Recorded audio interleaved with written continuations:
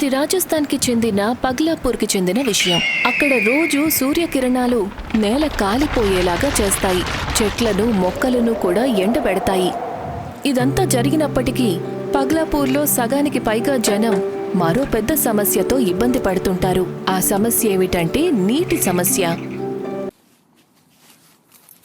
ఇదిగో మంగళ, ఇంత రాత్రి వేళ కుండ తీసుకుని నువ్వు ఎక్కడికి బయలుదేరావు? అది నేను బావి నుండి నీళ్లు తీసుకురావడానికి వెళ్తున్నానండి.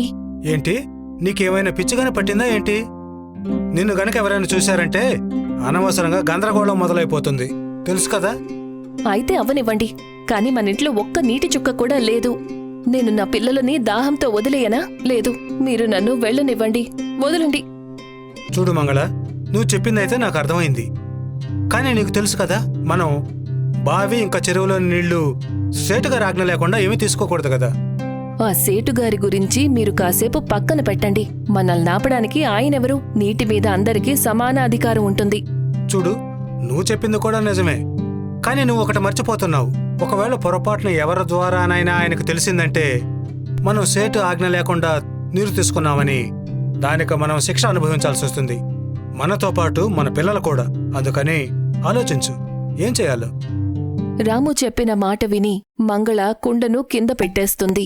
మౌనంగా పడుకుంటుంది. కాని తన మనసులో మరుసటి రోజు గురించి ఆలోచిస్తూనే ఉంటుంది. మరొకవైపు సురయి ఇంకా పగ్లాపూర్కి పక్క ఊరు బద్లాపూర్లో చాలా విచిత్రమైన సంఘటనలు జరుగుతాయి. అవునమ్మా, ఇప్పుడే భోజనం చేసి ఇంటికొచ్చాను. నువ్వేం కంగారు పడకు, నేనిక్కడ బానే ఉన్నాను. నేను చెప్పాను కదమ్మా. అరే, నేనక్కడికి తిరిగి ఎలా వస్తాను? ఎంతో కష్టపడిన తర్వాత నాకొక మంచి టీచర్ ఉద్యోగం వచ్చింది. నేను ఇవన్నీ వదిలేసి నీ దగ్గరకు వచ్చేయాలని నువ్వు కోరుకుంటున్నావా? అది కూడా ఎందుకు? నాకు కాస్త జలుబు చేసినందుక? బావుందమ్మా. లేదు లేదు, నువ్వు నేను చెప్పేది విను. నేనిక్కడ బానే ఉన్నాను. నువ్వు నా గురించి కంగారు పడుకు. నువ్వెళ్ళి పడుకో. ఇక నేను ఉంటానమ్మా. నేను కూడా పడుకుంటాను, సరేనా? అప్పుడే రోహిత్ దృష్టి ఇంట్లో కుండల మీద పడుతుంది. అరే, ఇదేంటి? నీటితో నిండి ఉన్న కుండలను ఎవరు ఖాళీ చేశారు? బహుశా ఊరి వాళ్ళు చెప్పింది నిజమే అనుకుంటా. నిజంగానే కాళీమాతకు కోపం వచ్చినట్లుంది. ఇదే ఆ విచిత్రమైన సంఘటన. ఉన్నట్టుండి మాయమైన నీటి గురించి రోహిత్ వెంటనే తోటి వాళ్లకు చెప్తాడు. ఆ తర్వాత సర్పంచ్ ఆఫీసులో గందరగోళం మొదలవుతుంది. లేదు లేదు, మేవింకేమీ వినాలనుకోవట్లేదు సర్పంచ్ గారు. మీరు ఈ సమస్యకు పరిష్కారం వెతకండి, లేకపోతే దారుణం జరుగుతుంది. చూస్తున్నారు కదా, పాపం మా స్కూల్ మాస్టర్ ఇంట్లోంచి కూడా నీళ్లు మాయమైపోయాయి. లేదు లేదు, ఇది కరెక్ట్ కాదు. మీరు వీలైనంత త్వరగా ఊర్లో కాళీమాత మందిరంలో హోమం చేయించండి. ఇది ఖచ్చితంగా ఆవిడ కోపమే, లేదంటే నీళ్లలా ఎందుకు మాయమైపోతాయి? ఊరి వాళ్లందరూ చేసిన గందరగోళాన్ని చూసి సర్పంచ్ గారు కంగారు పడతారు. వారికసలు ఏమీ అర్థం కాదు. అప్పుడే రోహిత్కి ఒక విషయం గుర్తొస్తుంది. దాని ద్వారా నీళ్లు మాయమవడానికి కారణమేంటో తెలుసుకోవచ్చు. ఆగండి ఆగండి, చూడండి, శాంతించండి. చూడండి, మన ఊర్లో ఏవైతే విచిత్రమైన సంఘటనలు జరుగుతున్నాయో వాటి వల్ల నేను కూడా విసిగిపోయాను. కానీ ఇలాంటి పరిస్థితుల్లో మనం ప్రశాంతంగా ముందుకు వెళ్ళకపోతే మనకి దీనికి పరిష్కారమే లభించదు. ఇక కాళీమాత కూపం గురించి అంటారా? అటువంటిదేదో జరిగిందని నాకనిపించడం లేదు. ఇదంతా కాళీమాత కోపం కాకపోతే ఇంకేంటి? ఇలా ఉన్నట్టుండి నీళ్లు మాయమైపోతాయా? అవుతాయి, వాటిని ఎవరైనా దొంగిలిస్తే. ఏంటి, దొంగతనమా? దొంగతనం. రోహిత్ నోటి నుంచి దొంగతనం అనే మాట విని అందరూ ఆశ్చర్యపోతారు. బంగారం వెండి ఉన్న కాలంలో ఎవరైనా నీటినెందుకు దొంగిలిస్తారు? బాబు రోహిత్, నువ్వు అసలేం మాట్లాడుతున్నావు? నీటిని ఎవరు దొంగిలిస్తారు? ఎందుకు చేస్తారు? ఎందుకు చేస్తారో నాకు కూడా తెలియదు సర్పంచ్ గారు. కాని ఒకటి మాత్రం నిజం, నేను ఖచ్చితంగా చెప్పగలను.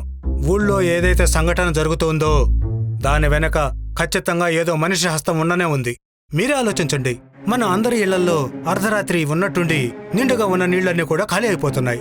కానీ ఇదంతా ఒకేసారి కాదు, ఒకదాని తర్వాత ఒకటి జరుగుతుంది. అది కూడా ఇంట్లో ఎవరు లేని సమయంలోనే ఇలా జరుగుతుంది. ఒకసారి నా ఇల్లు, ఒకసారి నీ ఇల్లు. కాళీమాత కోపమై ఉంటే అందరిళ్లలో ఒకేసారి ఇలా జరుగుండేది. కానీ ఒకరి తర్వాత ఒకరికి కాదు.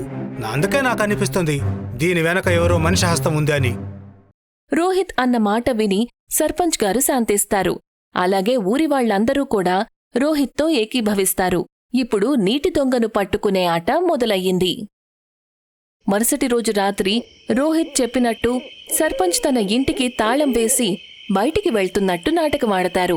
ఆ తర్వాతంతా రోహిత్ అన్నట్టే అయ్యింది. ఊర్లోని నీటి దొంగ దొరికిపోయాడు. వద్దొద్దు, నన్ను వదిలేయండి, నన్ను వదిలేయండి. నేను ఎటువంటి నేరమూ చేయలేదు, నన్ను వదిలేయండి. అరెరెరెరే, చూసారా ఎలా సిగ్గు లేకుండా మాట్లాడుతున్నాడో? సిగ్గనిపించటం లేదా నీకు? వదిలేయ్ అంటున్నావు. నువ్వు అందరిళ్లల్లో నీళ్లు దొంగిలిస్తున్నావు. పైగా నేనే నేరమూ చెయ్యలేదు అని అంటున్నావిప్పుడు. నీకు తెలుసా నువ్వు ఎంత పెద్ద పాపం చేశావో? పాపమేంటి? లేదు లేదు, నేను ఎలాంటి పాపమూ చేయలేదు. నేనేదైతే చేశానో అది వేరే దారిలాక చేశాను. నన్ను క్షమించండి. అందరి ఇళ్లలోకి దూరి నీటిని దొంగిలించటం నిస్సహాయత ఎలా అవుతుంది? చెప్తాను, అంతా చెప్తాను. ఇదంతా కూడా 6 నెలల క్రితం ప్రారంభమైంది. నేను నా అప్పు వాయిదాని మళ్ళీ చెల్లించలేకపోయాను. ఏమన్నావు? డబ్బులు లేవా? అవునయ్యా, డబ్బులు లేవు. ఈ నెల నేను ఏ డబ్బైతే సంపాదించానో ఆ డబ్బంతా నా కొడుకు రాజు అనారోగ్యానికి ఖర్చయిపోయింది. అందుకని నేను ఈసారి కూడా అప్పు వాయిదాని చెల్లించలేకపోయాను. చూడు, ఇవన్నీ నేను వినదలుచుకోలేదు. 5 ఏళ్ల నుంచి నువ్వు ఒక్క వాయిదా కూడా సరైన సమయానికి ఇవ్వలేదు. గత కొన్ని నెలల నుంచి అయితే అసలు ఏమీ ఇవ్వడం లేదు. ఎలాగైనా జరుగుతుందంటే ఏమవుతుందో నీకు తెలుసు కదా? అవునయ్య గారు, నాకు తెలుసు. కానీ నేనేం చెయ్యను. నా కొడుకు 6 నెలల నుంచి అనారోగ్యంగా ఉన్నాడు. ఎంత వైద్యం చేయించినా ఎలాంటి ప్రభావమే లేదు. నిజానికి తన పరిస్థితి ఇంకా దారుణంగా అయిపోతుంది. ఆ కారణంగా రాబోయే కొన్ని నెలల వరకు నేను మీకు మీ వాయిదాన్ని చెల్లించలేకపోవచ్చు. ఏంటి? నువ్వు వాయిదాలు చెల్లించవా? ఇక చాలు చాలు, నువ్వు ఇలా చెప్తే వినవు. ఒకవేళ నువ్వు అప్పు గనక చెల్లించలేకపోతే నువ్వు అసలు ఎందుకు తీసుకున్నావు?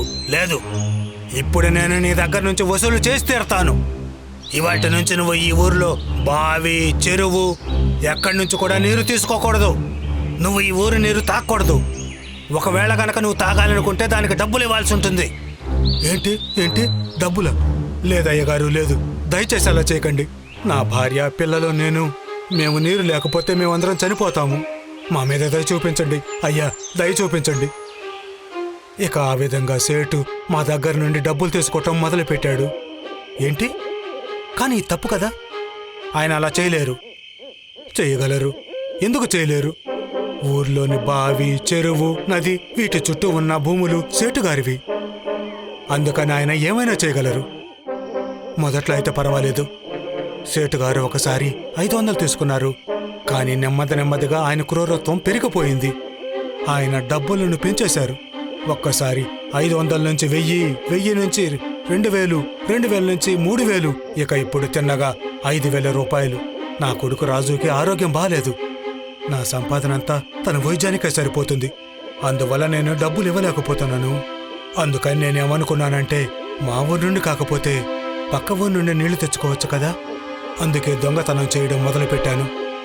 నిజానికి నేను ఇక్కడికి వచ్చి బావి నుండి నీళ్లు తీసుకోవచ్చు. కానీ నాకు భయం వేసింది. ఈ విషయం గురించి సేటు గారికి తెలిస్తే ఆయన మమ్మల్ని ప్రశాంతంగా బతకనివ్వరు. అందుకని ఇదంతా నా నిస్సహాయమైపోయింది. రాము చెప్పిన కథ విని బద్లాపూర్ మొత్తం ఆశ్చర్యపోతుంది. అందరూ ఆ కథ విని స్తంభించిపోతారు. అప్పుడే రోహిత్ రాముకి సాయం చెయ్యాలని నిర్ణయించుకుంటాడు. రాము, మమ్మల్ని క్షమించు. మేము నిన్ను నానా మాటలు అన్నాము. కానీ ఇక చాలు. మనమందరం స్వతంత్ర భారత నాగరికులు. ఇవాల్టి కాలంలో నీ నీటి హక్కు మీద ఎవరూ కూడా అడ్డుకట్ట వేయలేరు.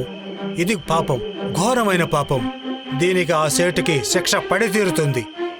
రోహిత్ మాట విని రాము కళ్లల్లో ఒక నమ్మకం మొదలవుతుంది. ఆ తర్వాత మరుసటి రోజు వెంటనే రాము పురోహితులతో స్టేషన్కి వెళ్తారు. వాళ్ళు సేటుకి వ్యతిరేకంగా కంప్లైంట్ చేస్తారు. ఆ కారణంగా పోలీసులు వెంటనే సేటుని పట్టుకొని జైల్లో వేస్తారు. అలాగే రోహిత్ సాయంతో రాము అప్పుని కూడా రద్దు చేయించేస్తారు.